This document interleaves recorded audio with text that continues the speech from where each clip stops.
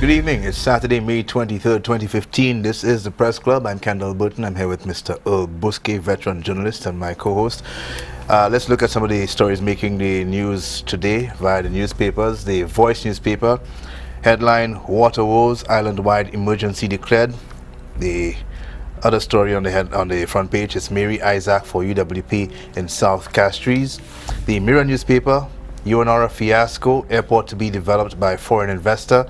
And water blues, another reference to the dry spell that we're experiencing. The Nationwide newspaper, the official government paper, Sir Dunstan laid to rest. And of course the Star newspaper, focusing on a chain of boo-boos, impacts Lambert's crime lab, Cubans with Lucian passports, and has Allen run off Doddy. Mr. Busquet, what stories are stuck out in your mind this week? Well, I'll go with the bees, whether you want to talk about budget, by-elections, or what's the other B? The boo-boos? The budget by... The boo-boos? Yeah, well, boo-boos.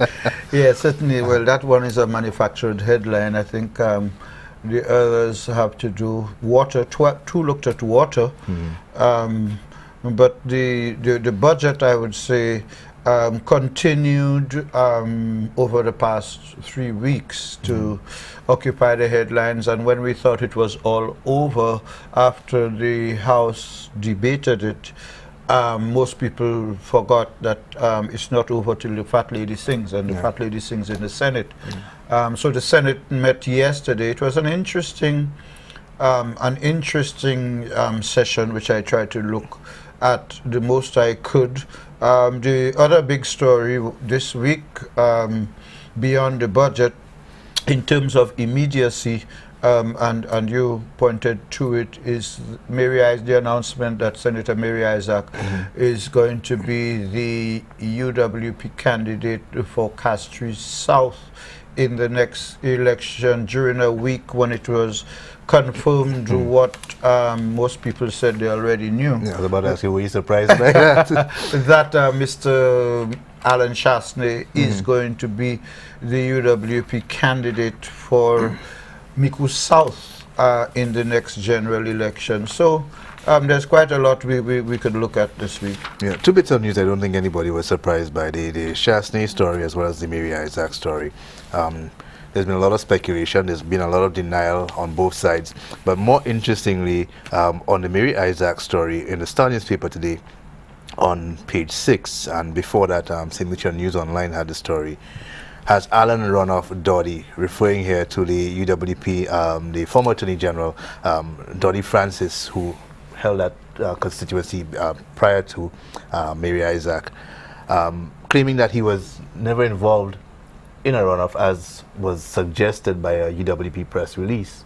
Well, it brought up a lot of confusion, because in as much as the announcement might have been intended to settle all the speculation as to whether it would be Doddy Francis or Mary Isaac, all the fingers and directions and signs have been pointing to Mary Isaac, you know, her steady progression, her deeper politicization, and, you know, the sequence of events that have transitioned her from simply being a president of the CSA to a senator and now a selected candidate. It also brings into question who's saying what, because on the one hand you had runoffs in Babono, even though all of them have been controversial. But the first one was in Babono, between Ezekiel Joseph and Claudius Preville. Right. You'll recall that was a fiasco. Preville participated but later said he was cheated. Subsequent to that, we've had the runoff in Ancillary Canaries, in which Dominic Fede emerged. There again, you have the question of how effective or how much does the United Workers' Party put into a runoff, because if a runoff is aimed at giving constituents the possibility and the decision to choose who they want, it was announced on the very evening after Dominic Fede won that the National Council would have to approve.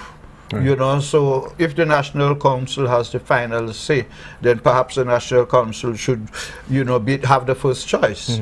Then you come to this one with, in the case of Mr. Shastney, it wasn't a runoff, but Mr. Dalson explained that he was present. Mr. Shastney was present at a meeting last Tuesday night where Mr. Dalson, was asked whether he intends to continue, and he said no. No, you mean Arsene James. I'm sorry, sir. Why did I say Mr. Dalson? You see the two of them, there are two teachers. Because of the suffrage. Yeah, the two former principals. Mr. Arsene James said that he was present, and he was asked whether he'll continue. Right. He said, you know, he's getting older, he can't. And asked where Mr. Shastney was asked whether he's prepared to consider a nomination.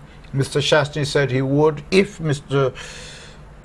James supports him, and Mr. James says, by his account, he said yes, he would, and that is how Mr. Shastney was endorsed. Then in that same week, you had that other interesting approach where the announcement was made that Senator Mary Isaac is the candidate for Castries South, and it was the press release did not identify who her opponent was.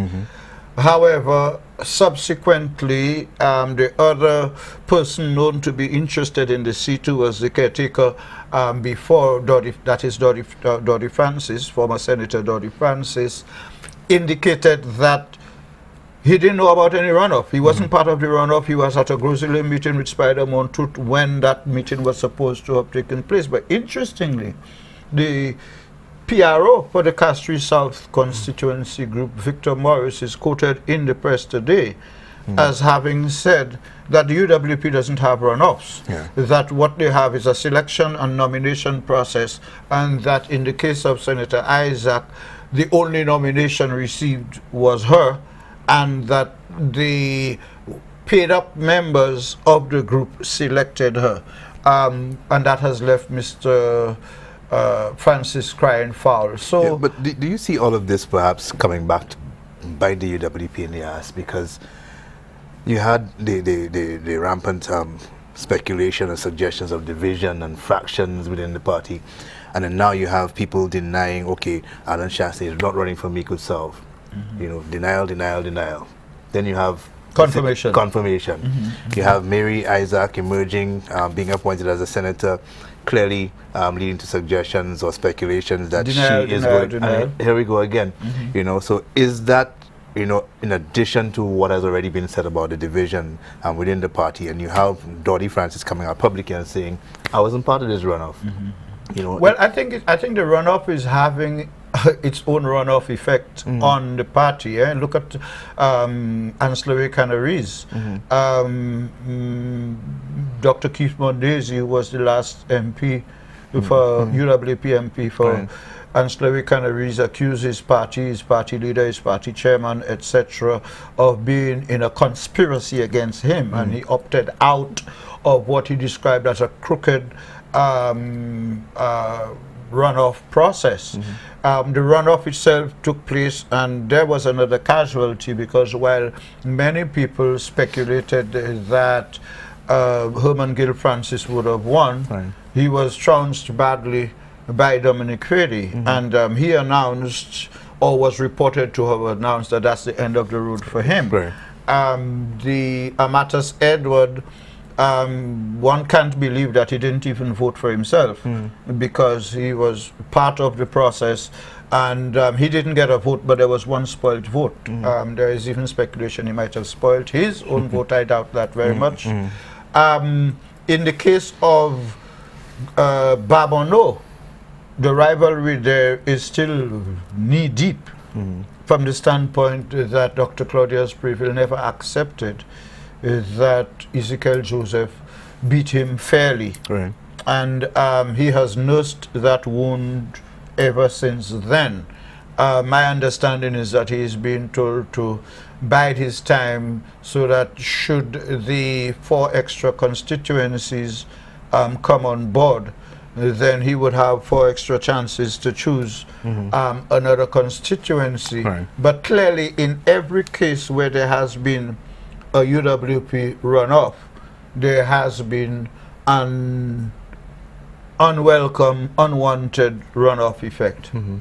Right, and you have the question being asked now, can the UWP get their act together quickly enough, you know, in time for the election that they've been calling for, pushing the Prime Minister for, but it doesn't seem that they're ready for it. Parties have a way of getting, you've never had an election in St. Lucia where the United Workers' Party has said it's not ready. It's a party that, by virtue of its own history, has always been able to attract funding for elections. Mr. Shastney is being accused of not having brought in the funding as fast as he had promised in his campaign against Stephenson King. You have the likes of Richard Frederick, now estranged, but others within the party claiming that, you know, Mr. Shastney did give them the impression that the money would come pouring in. I still think there are those who have the expectation that now that Mr. Shastney has thrown his hat in a constituency ring, that somehow the magic wand will be waved and the money is going to start coming in. The Labour Party had since last December taken the approach which, you know, some people didn't approve of, where they were saying that the upcoming elections is not necessarily going to be the Labour Party against the UWP, but the Labour Party against the Shastneys. I don't think that that was meant to be the Labour Party against Alan Shastney and Michael Shastney, but the economic interests that they represent would naturally flock behind in what has been traditionally described as class warfare, where the economic interests get together and band together behind that party that they see can better feather their business nests. And if Mr. Shastney is offering himself, as he does, as the answer to the concerns and problems and ills of the private sector, then one has to see it from that standpoint. Now, whether the party is able to pull itself together for that, we have to remember again, parties of the types that we have across the region are vehicles to power. You know, a party leader goes into an election with a bunch of candidates, not knowing who among them will win, not being sure that the party will win, and it is on the night of the election, after the results have been declared, that the party leader will know whether he has won or lost, who his team will comprise, and how the cabinet is going to take shape. And that is where it happens, because, you know, as you know, people don't go and vote for a prime minister. They go vote for a candidate, and people don't have a choice as to who is going to be prime minister. It is he or she who the majority of elected members decide. So you can have a situation, we've never had that. Let's say the UWP goes into the upcoming election with Mr. Alan Shastney as leader, continuing, and he doesn't win Miku South. But his party wins. The question comes up, who's going to be prime minister? It can't be him. Then you might have a jockey, you know, a horse race as to who it's going to be. So I think he has identified the need to try to settle ahead of time where he's going to be running. So he didn't wait until the other 4 seats are available. He's chosen what he feels is the safest seat, and let's see how that goes. Okay, we're due for a break. We'll take the break. When we come back, we'll talk about an election that has happened, that's one in Guyana. Yeah. So this is the Press Club. When we come back, we'll look at some of the other stories making the news, including elections in Guyana. We'll be right back.